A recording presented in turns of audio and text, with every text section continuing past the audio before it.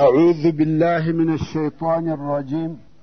بسم الله الرحمن الرحيم.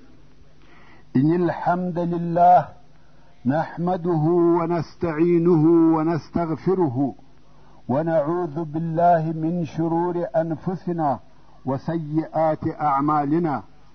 من يهده الله فلا مضل له ومن يضلل فلا هادي له، وأشهد أن لا إله إلا الله وحده لا شريك له، وأشهد أن محمدا عبده ورسوله صلى الله عليه وآله وسلم تسليما كثيرا. أما بعد، د سرور کائنات صلی الله علیه و آله وسلم ژوند. محترم ورونو، زموږ قصه دې ځای ته رارسېدلې وه. صلی الله علیه و آله وسلم فرمایي دلته مې یو سړی ولیدی چې و بیت المعمور ته یې تکیه کړې وه، او هغه سړی تر هر چا دغه ستاسې د ملګري سره مشابه و.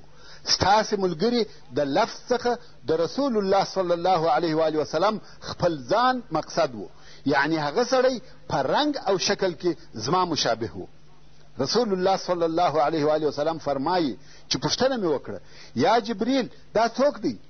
هغه راته وویل دا ستا پلار ابراهیم علیه السلام دی. ورونو، کم وخت چې رسول الله صلی الله علیه و آله وسلم د یوه اسمانه و بل اسمان ته تشریف وړي او دغه انبیا او رسولان یې هلته لیده، دا یوازې لیدل نه وه، بلکې هغه انبیا ورته راتله، سلام یې ورسره کاوه، د ده صلی الله علیه و آله وسلم استقبال او ښه راغلی یې کاوه، خبرې یې ورسره کولې، او د ده صلی الله علیه و آله وسلم د نبوت او رسالت تصدیق یې کاوه. بیا رسول الله صلی الله علیه و آله وسلم په دغه اووم اسمان کې د اسمان و هغه آخري حدودو ته تشریف یوړی، او دلته یې جبریل علیه السلام د دوهم وار دپاره په هغه خپل واقعي شکل او صورت ولیدی، چې بیا یې تر دغه وروسته په هغه خپله چهره او شکل نه دی لیدلی، ځکه جبریل علیه السلام د دغه ټولو کلو په جریان کې چې به وحی راوړلې په هغه خپل حقیقي او د ملکي په شکل نه راتلی. د رسالت په ټوله موده کې به فقط دوه واره په خپل شکل او صورت و رسول الله صلی الله علیه و آله وسلم ته ځان ښکاره کړی دی.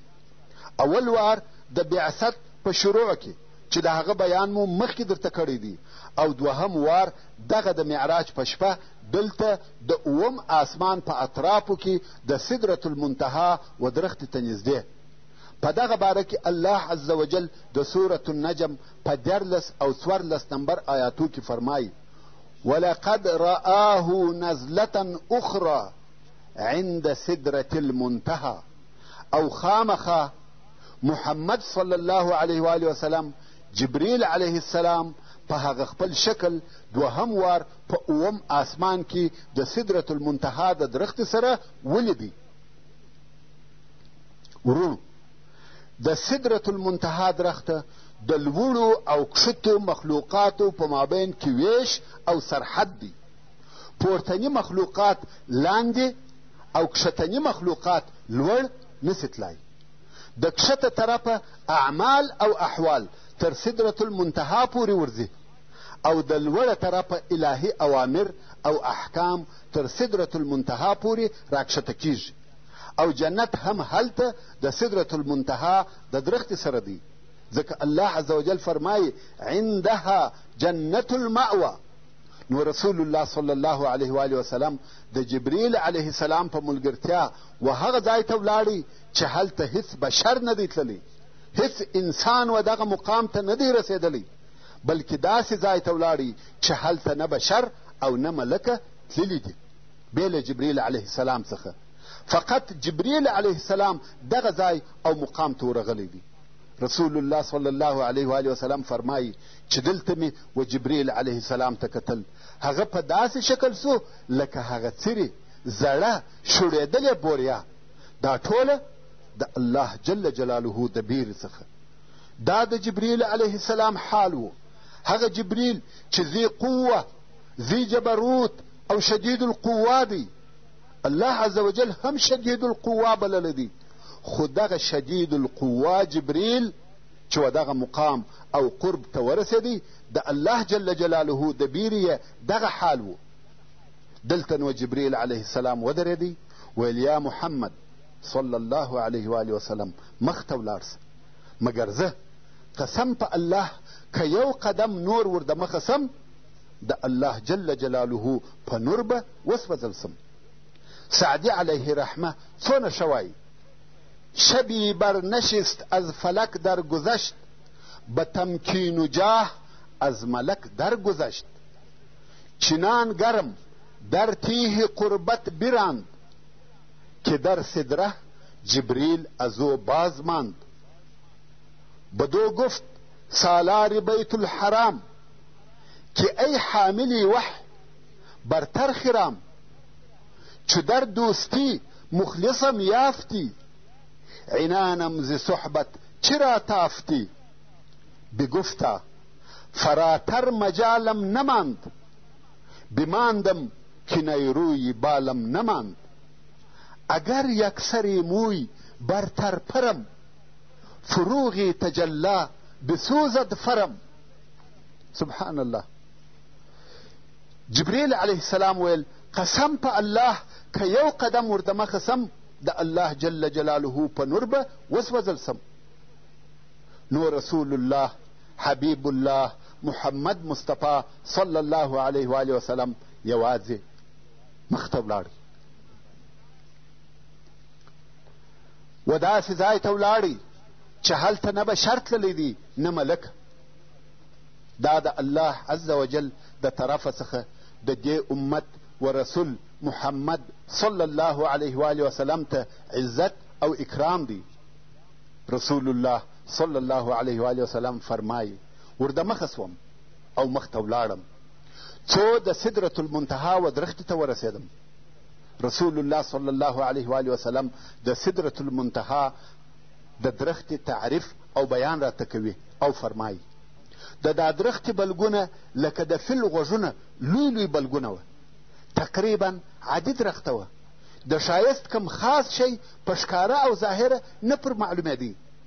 رسول الله صلی الله علیه و آله وسلم فرمایي چې زه پر دغه حال وم چې د الله عز وجل د نور تجلی دغه د سدرة المنتهی پر درخته ښکاره سوې او درخته په دغه نور کې پټه سوه. الله عز وجل فرمایي اذ یغشى السدرة ما یغشى، یعنی کله چې پټه کړه دغه ونه د سدره هغه شی چې پټه کړې یې وه، یعنی د رب عز وجل تجلی او انوارو پر دغه درخت ته پلوشې واچولې. ما زاغ البصر وما طغى،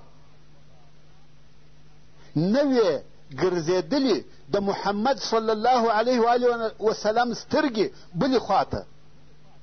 لقد رأى من آیات ربه الکبرى، د الله عز وجل د الوهیت او قدرت لوی علامې یې ولیدلې. رسول الله صلی الله علیه و آله وسلم سدرة المنتهی ولیده، هغه هم په داسې حال کې چې بې له کم حائله او پردې د الله عز وجل په انوارو پټه وي. دا کمه لویي او کم مقام دی. رسول الله صلی الله علیه و آله وسلم فرمایي کم وخت چې دغه درخته په الهي نور کې پټه سوه، د هغه خپل عادي حاله څخه واوښته، شکل او رنګ یې تغییر وکړي. په دې وخت کې د دې ونې د بهار او سنگار داسې حالت و چې د هغې د حسن او جمال حال هیڅ بشر نسي بیانولی. شاخونه یې یاقوت او زبرجد وه. د درختې پر شاوخوا داسې ښایسته شیان ګرځېده لکه د سرو زرو پتنګان یا طلایي پتڼان. رسول الله صلی الله علیه و آله وسلم فرمایي د سدرة المنتهی د درختې شکل دونه فرق وکړي او د ښایست و هغه درجې ته ورسېده چې د هیڅ انسان په قوت او طاقت کې نسته چې د هغې د حسن او جمال تعریف او توصیف وکړي. ژبه او الفاظ د دې څخه عاجزه دي چې د سدرة المنتهی د درختې د وصف او ښایست بیان دي وکړي. دا په هغه حالت کې چې د الله عز وجل په نور او تجلو پټیږي. د چا ژبه د دغه توصیف څخه عاجزه سوه؟ د هغه فصیحترین د انسانانو د سرور کائنات رسول الله محمد مصطفی صلی الله علیه و آله وسلم ژبه د سدرة المنتهی د درختې د ښایست د تعریف او توصیف څخه عاجزه سوه. د هغه په قدرت نه وه پوره چې دا حالت بیان کړي. حال دا چې رسول الله صلی الله علیه و آله وسلم تر ټولو انسانانو ډېر فصیح دی. ورونو، دغه د سدرة المنتهی درخته د الله عز وجل د مخلوقاتو څخه یو مخلوق دی، خو کم وخت چې د الله جل جلاله په نور پټه سوه، سید البشر اکمل البشر صلی الله علیه و آله وسلم یې د توصیف او بیانه څخه عاجزه سو. نو په خپله د حق سبحانه وتعالی د ذات په باره کې څه خیال او فکر کوي؟ دا خبرې تر خیال او فکر لوړې دي.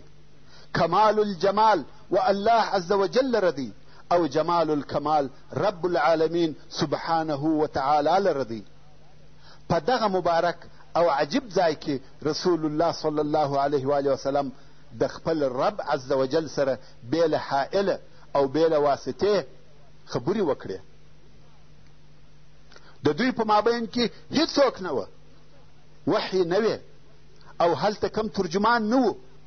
حق سبحانه وتعالی بې له واسطې خبرې ورسره وکړې. موسی علیه السلام کلیم الله دی، ابراهیم علیه السلام خلیل الله دی، او زموږ پاک پیغمبر سرور کائنات سید البشر محمد مصطفی صلی الله علیه و آله وسلم کلیم الله خلیل الله او حبیب الله دی.